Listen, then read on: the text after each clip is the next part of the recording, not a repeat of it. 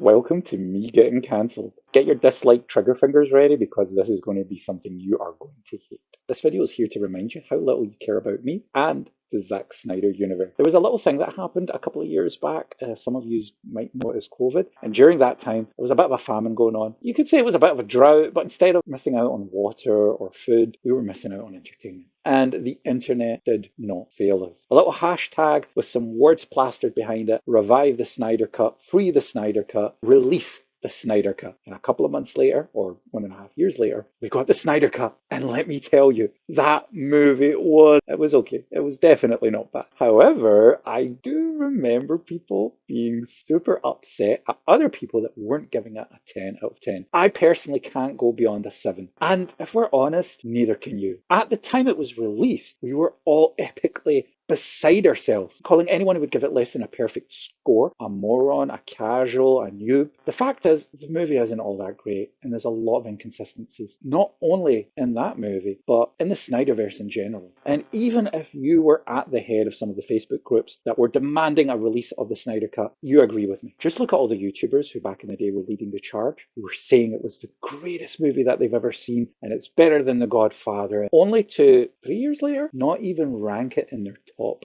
5. They're ranking movies that are older and younger than the Justice League. I give the Justice League nostalgia points because we were starved for entertainment. All we got was Mike Tyson versus Roy Jones Jr. That was all that was happening during that time. The interest for that movie seems to have died down, but the amount of new shorts that have been made recently, it's not trending anymore. You can look at the analytics for yourself. If you compare them to Endgame, for example, they're not even in the same universe, literally and figuratively speaking. And analytically speaking, I was the guy who made the 42-point summary of what's wrong with the Justice League movie. All the inconsistencies, all the things that didn't add up, things that were out of character. And I also made a 65-point summary of what's wrong with the Snyderverse. And a lot of the points from the Justice League aren't included because that was originally for the Batman v Superman and the Man of Steel and the Suicide Squad movie, I think.